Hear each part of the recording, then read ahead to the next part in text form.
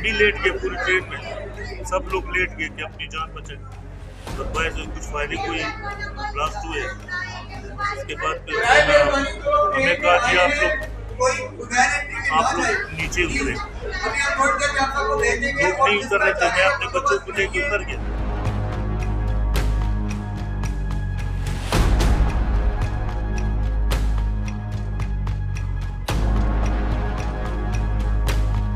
बस उसके बाद चीखो पुकार थी, सब लोग चीख रहे थे, गाड़े मार रहे थे। बस कुछ लेट गए, हम भी लेट गए पूरी ट्रेन में, सब लोग लेट गए कि अपनी जान बचाएं। बस बाय से कुछ फायरिंग हुई, ब्लास्ट हुए। उसके बाद फिर हमें कहा कि आप लोग नीचे उतरे। लोग नहीं उतर रहे थे, मैं अपने बच्चों को लेके उतर गया। सर मैं इतना देखना नहीं चाह रहा था, क्योंकि मैं अपनी और अपने बच्चों की जान बचाने के लिए बस मैंने फौरन बस उसने कहा पीछे मुड़ के नहीं देखना।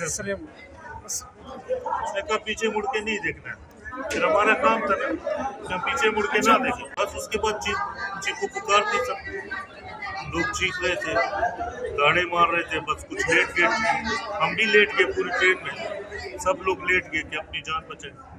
बस बाय से कुछ फायरिंग हुई, ब्लास्ट हुए। उसके बाद फिर हमें कहा कि आप लोग नीचे उतरे। लोग नहीं उतर रहे थे, मैं अपने बच्चों को लेके उतर गया। सर मैं इतना देखना नहीं चाह रहा था, क्योंकि मैं अपनी और अपने बच्चों की जान बचाने के लिए बस मैंने फौरन बस उसने कहा पीछे मुड़ के नहीं देखना। उसने कहा पीछे मुड़ के नहीं देखना, फिर हमारा काम था ना कि हम पीछे मुड़ के ना देखें।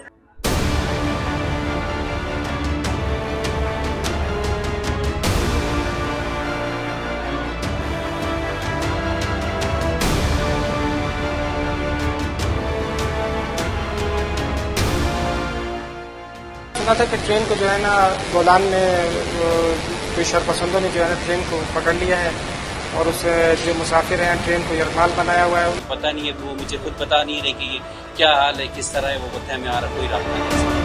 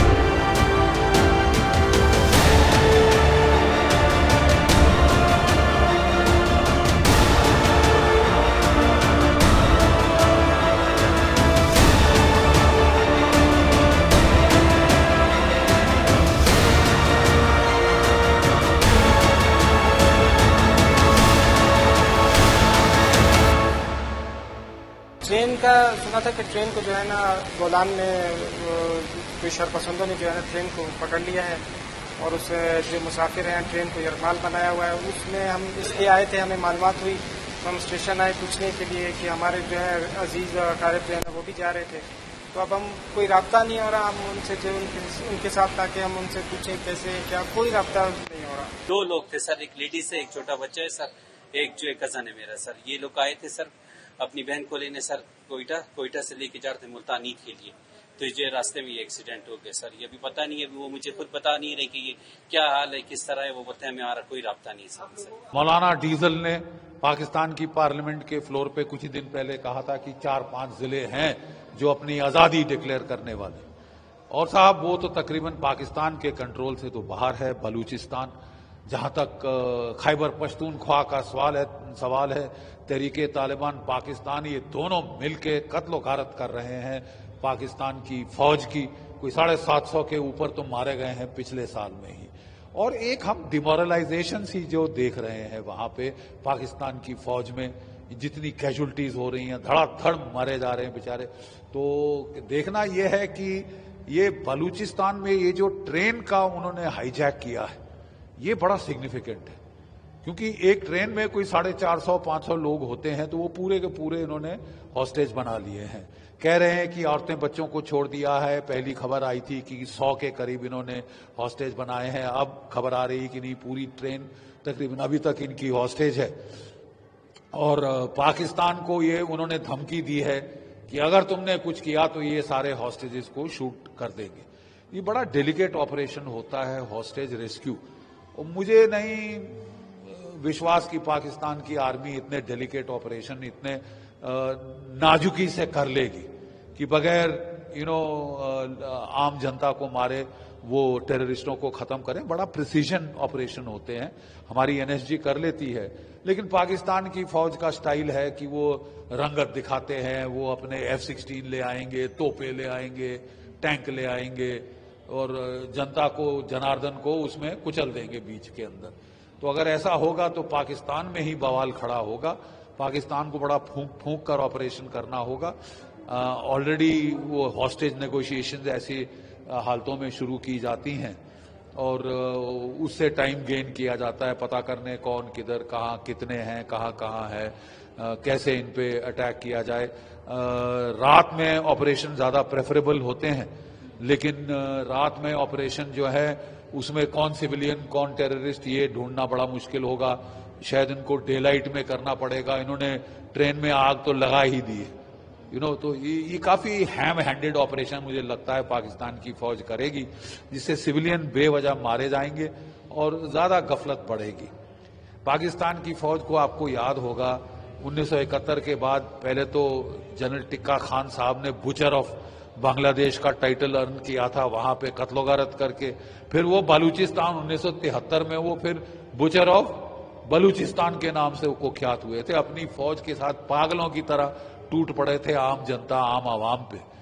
अब ये नहीं चलेगा साहब, क्योंकि अब पाकिस्तान को अगर वो ऐसी हरकतों से बाज नहीं आए, जेनोसाइडल मारकाट, औरतें बच्चे मारने, सिविलियंस मारने, जब तक वो बंद नहीं करेंगे, प्रॉपर काउंटर इंसर्जेंट ऑपरेशन नहीं करेंगे पिन पॉइंटेड, उसमें साहब आपको सर्जन नाइफ लगाना पड़ता है। वो क्या कहते हैं, कसाई का झटका नहीं आप मार सकते। बट पाकिस्तान की फितरत रही है कि जब भी वो काउंटर इंसर्जेंट ऑपरेशंस करते हैं तो पहले तोपें चलाते हैं, F-16 चलाते हैं, सब कुछ चलाते हैं। अब भारत की फौज ही है जो केवल राइफलों से कंट्रोल करती है, उसमें बेवजह नुकसान नहीं होता। क्या पाकिस्तान की फौज ऐसा कर पाएगी? ये बड़े टेस्ट पे है। पूरी दुनिया की आंखें अब बलूचिस्तान की ओर है, और बलूचिस्तान मुझे तो लगता है अब समय की बात है।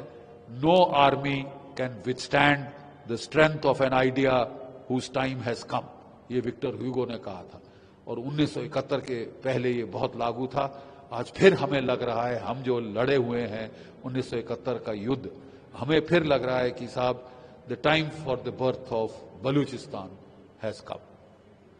सर, क्या इंडिया पर कोई इम्पैक्ट या किसी तरीके से अलर्ट हमारी अलर्ट हमको तो केयरफुली वॉच तो करना ही पड़ेगा, अलर्ट भी हमको रहना पड़ेगा, क्योंकि बात ऐसी है कि पाकिस्तान की फौज ध्यान बटाने के लिए कुछ भी कर सकती है। देखिए, ये बोलते हैं रस्सी जल गई ऐंठ नहीं गई। ये फटीचर मुल्क है, इकोनॉमिक तबाही की कगार पे है, 2 रोज की रोटी नहीं खिला पा रहा अपने लोगों को, लेकिन साहब पंगे लेंगे जम्मू कश्मीर में, पंगे लेंगे पंजाब में, जाके तख्ता पलट करेंगे बांग्लादेश में, ठीक है। तो ये अगर अपने गिरबान के अंदर झांकें, अपने घर में झांकें, तो ज्यादा इनके लिए बेहतर होगा।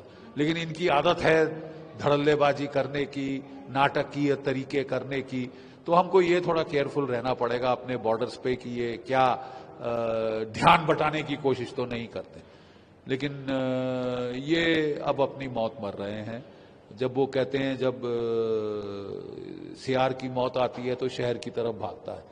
तो दोनों जो है बलूच इनके पीछे पड़े हैं, सिंधी इनके पीछे पड़े हैं, खैबर पख्तूनख्वा के तहरीक तालिबान पाकिस्तान इनके पीछे पड़ी है, और अब तो जो तालिबान काबुल में है वो भी इनसे सख्त नाराज है, वो भी लड़ाई की धमकी दे रही है, क्योंकि इन्होंने अपने F-16 तैयारे भेजे और वहां पे बेवजह औरतें बच्चे मार के आए हैं, कोई 54 से ज्यादा।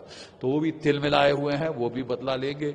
ये सोच रहे थे हमारी जूती की नोक बन के रहेगा अफगानिस्तान, वो तो होने से रहा। ISI के चीफ वहां की फोकट की विस्की पीने काबुल पहुंच गए थे जब तालिबान का राज आया था, और उन्होंने सोचा था कि हमको स्ट्रेटेजिक डेप्थ मिल गई। स्ट्रेटेजिक डेप्थ तो दरकिनार साहब, अब आपकी तबाही का वक्त आ रहा है।